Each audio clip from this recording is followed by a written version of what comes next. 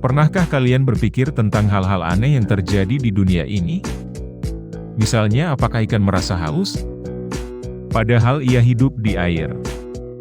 Atau apakah permen karet akan lengket di perut kita jika tertelan? Atau hal-hal lain yang terlintas di pikiran kalian? Mari kita simak video berikut ini tentang hal-hal unik di dunia sains yang mungkin kamu belum tahu. Mengapa kura-kura dan penyu bisa berumur panjang? Pernahkah kamu berpikir mengapa kura-kura dan penyu bisa berumur lebih panjang dibandingkan hewan lain? Apakah karena mereka tidak pernah memikirkan cicilan atau pinjol? Mungkin saja.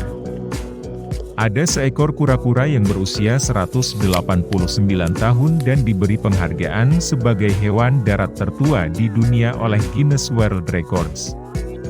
Wah, sungguh umur yang sangat panjang. Kalau kamu punya umur segitu, kira-kira mau ngapain?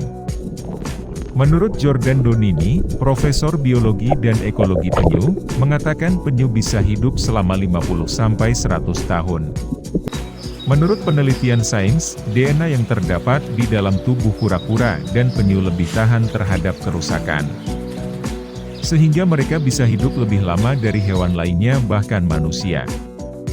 Kura-kura juga memiliki kemampuan untuk membunuh sel-sel yang rusak agar melindungi diri dari efek jangka panjang kerusakan sel. Kemampuan ini disebut apoptosis, yang bila dijelaskan secara sederhana, berarti proses penghilangan sel-sel yang rusak oleh organisme tertentu. Inilah yang membuat kura-kura terhindar dari penyakit seperti kanker dan kerusakan sel yang mempercepat kematian. Sungguh anugerah yang luar biasa dari Sang Pencipta.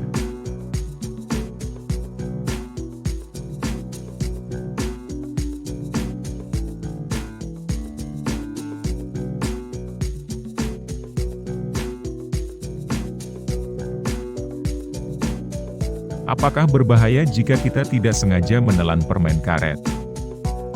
Pernahkah kalian berpikir jika permen karet yang kita punya kita telan saja? Apakah ia akan lengket di perut kita? Seperti pada celana kita yang tidak sengaja menduduki permen karet.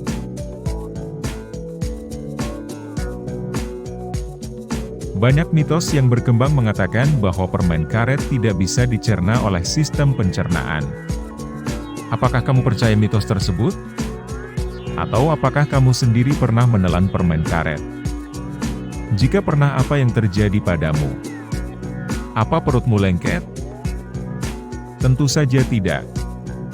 Faktanya, meskipun lambung tidak bisa mencerna permen karet tetap bisa keluar dari tubuh. Jadi tenang saja, perutmu tidak akan lengket atau menempel satu sama lain. Polimer karet tahan terhadap asam lambung, sehingga sulit dicerna.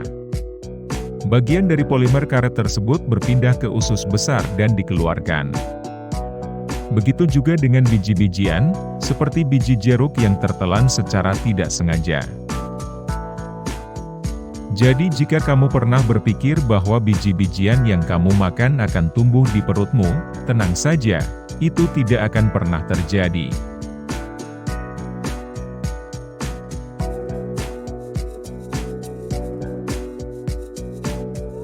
Mengapa rambut manusia berbeda-beda?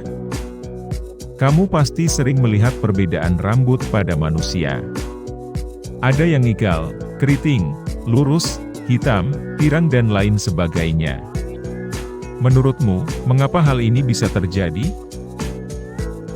Hal ini sudah tentu disebabkan oleh genetik yang berbeda dari setiap orang. Genetik ini diturunkan dari orang tuanya. Ada yang bersifat dominan dan ada yang bersifat resesif. Yang bersifat dominan akan lebih menonjol dibandingkan yang resesif.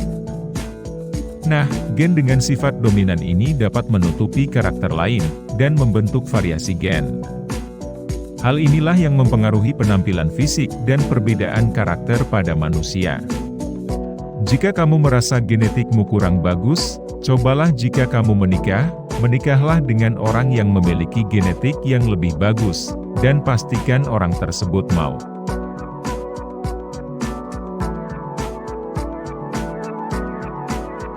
Mengapa matahari berubah jingga ketika menjelang senja? Pernahkah kamu berpikir tentang hal ini? Mengapa matahari akan berwarna putih terang ketika siang, namun berubah oranye kejinggaan ketika senja? Apakah anak senja tahu akan hal ini? Sambil ngopi, mari kita simak penjelasannya. Seorang ahli meteorologi dari Australia bernama Adam Morgan mengatakan bahwa, ketika terbit dan terbenam, matahari sedang berada di posisi rendah pada cakrawala. Ketika berada pada posisi ini, untuk bisa terlihat oleh mata manusia, sinar matahari harus melewati berlapis-lapis atmosfer. Nah, pada saat sinar matahari menabrak lapisan atmosfer, cahayanya akan terhambur. Debu, asap, dan partikel lain yang berada di udara juga mempengaruhi penghamburan cahaya. Inilah yang menimbulkan hamburan cahaya akibat pemantulan yang terjadi ketika sinar matahari mencapai bumi. Semakin panjang gelombang cahaya, maka semakin lama cahaya tersebut berhamburan di atmosfer. Spektrum cahaya warna merah atau merah muda memiliki gelombang yang lebih panjang dibandingkan spektrum warna biru. Nah, ketika siang hari, lapisan atmosfer jumlahnya lebih sedikit, sehingga cahaya biru lebih gampang menembus masuk. Itulah sebabnya kita bisa melihat langit yang sangat biru ketika siang hari. Lapisan atmosfer yang harus dilalui matahari semakin tebal ketika bumi berada jauh dari matahari. Spektrum warna jingga, merah, dan kuning dapat menembus jarak atmosfer yang panjang. Maka muncullah warna yang indah ketika matahari terbit dan tenggelam.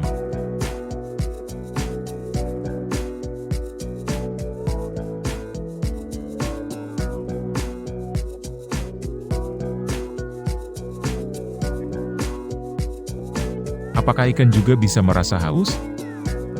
Menurutmu, apakah ikan yang sudah hidup di air akan tetap merasa haus? Atau ia tidak pernah lagi merasa haus? Apakah ia juga minum air seperti hewan yang hidup di darat? Jawaban singkatnya, ya, benar. Ikan bisa merasa haus dan harus minum air seperti hewan darat.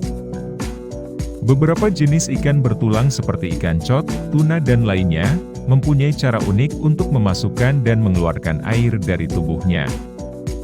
Ikan juga bisa memanfaatkan salah satu organ tubuhnya untuk membantu proses ini.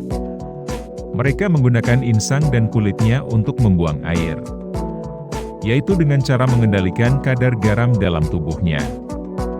Tubuh ikan air tawar lebih asin daripada air tawar, sedangkan tubuh ikan laut kurang asin daripada air laut. Ikan laut bertulang terus-menerus kehilangan air dari tubuhnya, melalui proses yang disebut osmosis. Di dalam tubuh ikan laut, konsentrasi garamnya lebih rendah dibandingkan lingkungannya, sehingga ia bisa kehilangan air yang ada di dalam tubuhnya. Oleh karena itu, ikan harus menghidrasi tubuh dengan minum. Jadi, buat yang punya peliharaan ikan di rumahnya, jangan lupa kasih minum ya ikan kalian, agar mereka tidak kehausan. Hehehehehehe. Apakah organisme hidup terbesar di muka bumi?